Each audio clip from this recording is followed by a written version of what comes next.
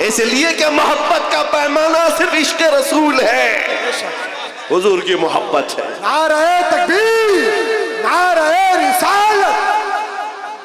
میرے عزیزو، یہ بات سمجھ کر کے چلو، جہاں جہاں سے ظالموں نے مٹانے کی کوشش کی ہے، رب تبارک و تعالیٰ نے وہاں سے اسلام کے مینار بلند کی۔ ایک بار ایسا بھی ہوا، ابھی میں نے شروع میں کہا تھا، وہ جملہ پھر سے آپ کو دہراتا ہوں۔ میرے عزیزو، مکہ میں ایک دن ایسا بھی آ گیا کہ ایک پتھر کی مورت بولنے لگ گئی، بت بولنے لگ گیا، اور بت کی پجاریوں کے وارے نہیں آ رہے۔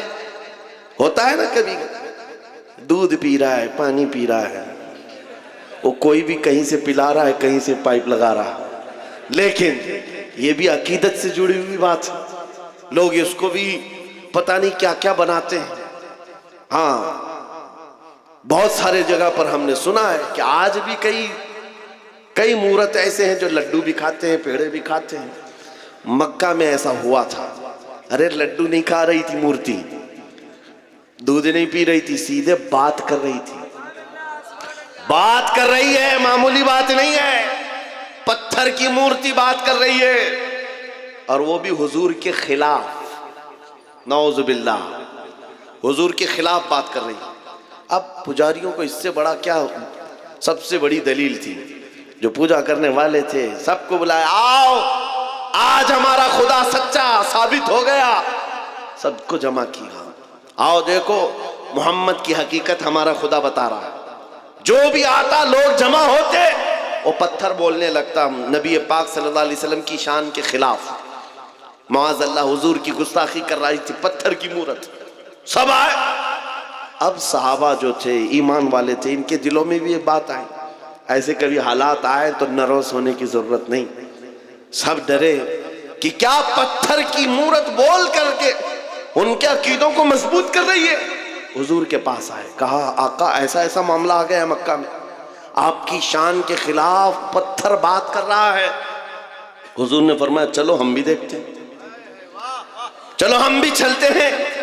حضور پاک صلی اللہ تعالیٰ علیہ وسلم اپنے صحابہ کے ساتھ آئے، ارے بڑا مجمع تھا، پتھر بول رہا ہو تو کتنے لوگوں میں ویسی نیوز پھیل جائے، اور سب دیکھنے کے لیے آ گئے، سب جمع ہو گئے، اور ان کی تو عید تھی، ہماری تو عید ہے، خدا بول رہا ہے، خدا بول رہا ہے، جس کی عبادت کرتے تھے وہ بول رہا ہے۔ اب حضور جب تشریف لائے تو بولتی بند ہو گئی، اب نہیں بول رہا تھا۔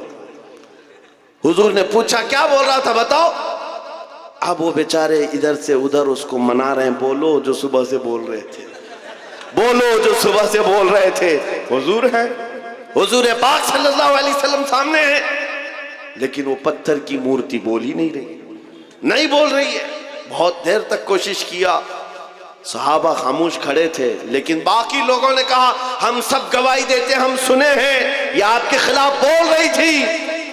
حضور پاک نے کہا اچھا ٹھیک ہے، بول رہی تھی یہ مورت، تو حضور نے اس کو ہاتھ لگا کر کہا بول لو جو بول رہی تھی۔ پتھر پھر بول پڑا، اشہدو ان محمد رسول اللہ، میں گواہی دیتا ہوں محمد اللہ کے رسول ہیں۔ حضور پاک نے جب یہ کہا یہی بول رہی تھی، تو سب کی بغلیں جھانکنے لگ گئے، سب چہرے اتر گئے، اور کچھ نے تو اس کو گرا بھی دیا۔ صبح سے دوپہر تک خدا تھا، اب نہیں ہے، حضور کی شان میں بولنے لگ گیا۔ پتھر کیسے بول سکتا ہے، پتھر کیسے بات کر سکتا ہے؟ میرے عزیزو یہ کیا معجزہ تھا، اب میں آپ کو بتاؤں۔ حضور اکرم صلی اللہ تعالیٰ علیہ وسلم جب وہاں سے واپس لوٹنے لگے، صحابہ اکرام فرماتے ہیں ہم اسی تعجب میں تھے کہ یہ کیا ماجرا تھا۔ بیچ راستے میں حضور اکرم صلی اللہ علیہ وسلم کھڑے ہو گئے، کسی سے بات چیت کرنے لگے۔ ایک صاحب آئے ہوئے تھے جن کے تلوار میں خون کے قطرے ٹپک رہے تھے، حضور پاک نے پوچھا کہاں سے آ رہے ہو؟ سنو، وہ کوئی انسان نہیں، وہ جنات صحابی رسول تھے، حضور کے عاشق تھے۔ کہا یا رسول اللہ یہ پتھر کچھ نہیں بول رہا تھا، اس کے اندر گھس کر کے ایک کافر مشرک جن بول رہا تھا، جنات میں سے ایک گستاخ تھا آپ کا، وہ داخل ہو کر بات کر رہا تھا اور ان کو پاگل بنا رہا تھا، اور اس کا چرچا جب ہم میں مشہور ہوا لوگوں نے ہمارے جنات نے یہ بتایا حضور کی شان میں ایک کتا جا کر جنات میں سے بھونک رہا ہے. آقا مجھ سے رہا نہ گیا, میں اٹھا اور تلوار لے کر آیا, اور جس وقت میں پہنچا تو دیکھا آپ بھی مجمع میں آئے ہوئے تھے. آپ کے آنے سے پہلے میں نے اس کی گردن مار دی, اور جب آپ نے کہا بتا کون ہے, اس وقت میں بولا تھا اشہد ان محمد رسول اللہ.